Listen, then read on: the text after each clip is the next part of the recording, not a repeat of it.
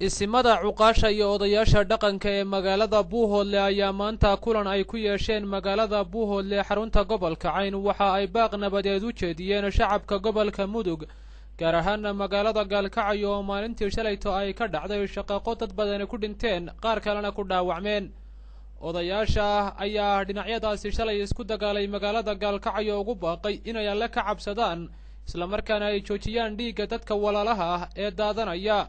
waa kan garaad Cabdilaahi garaad Soofe oo arintaasi ka hadlaya marka hore waxaan ugu baaqaynaa ilaahay laga cabsado amarkiisa la qaato sida uu yiri yaa ayyuhalladheena aamanu taqullaha haqqa tuqaati wa laa tamuutunna illaa wa antum muslimuuna ilaahay wuxuu yiri dadka iimaanka laga helo ilaahay ka cabsada cabsida oo xaq idin kuleeyahay ka cabsada wa laa tamuutunna illaa wa antum muslimuuna marka ugu horeysa waxaan ugu baaqaynaa dadka ilaahay in laga cabsado oo shariicadiisa la raaco oo wixii uu reebay laga hado oo wuxuu dadka faray la yimaado markay xigta waxaan ugu baaqaynaa arintaas ka dhacday shalay Gaalkacyo horta marka ugu horta wixii dhintay waa u tacsiinina ilaahay naxariistii jannaha siiyo wixii laga dhintayna ilaahay samir iyo iimaan ka siiyo waxa dambe waxaan ugu baaqaynaa nabadgelyo iyo xasiloonida oo meesheedu lagu celiyaan ugu baaqaynaa garaad Saleebaan Buraale aadan ayaa dhankiisa ka soo jeediyay baaqkaasi la mid ah isagoo guud ahaanba ummadda Soomaaliyeed ugu baaqay inay nabadda ka shaqeeyaan waxaana garaadku uu tilmaamay in hadda la joogo waqtigii ummadda Soomaaliyeed nabadda ka shaqeyn lahayd maadaama uu yiri la soo ogaaday colaadu waxa ay tahay waxa fiican in la wada xaajoodo in xabadda la joojiyo inaan wax dambe dhicin waa laga gudbay waqtigii la isdili jiray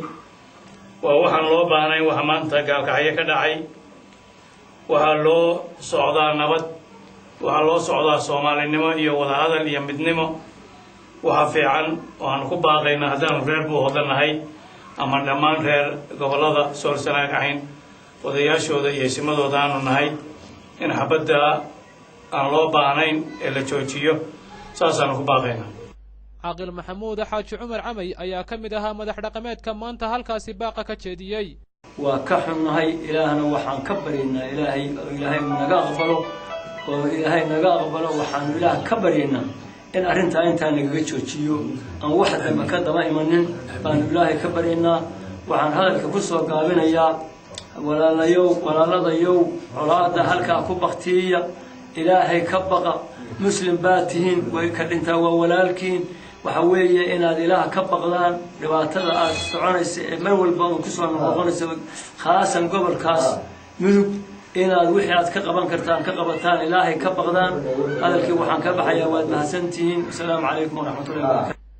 باقا مدح رقمات كقبل كعين أيا كسر بيج ما يحل دعضوينا خسارة جيستي سيابك لدوان وقردعين magaalada Gaalkacyo afartan iyo 8 saac la soo dhaafay waxaana madax dhaqameedku sheegeen in wafti nabadayn ah ay u dirayaan haddii arintu ka soo ran yeelan weydo saacadaha soo aadan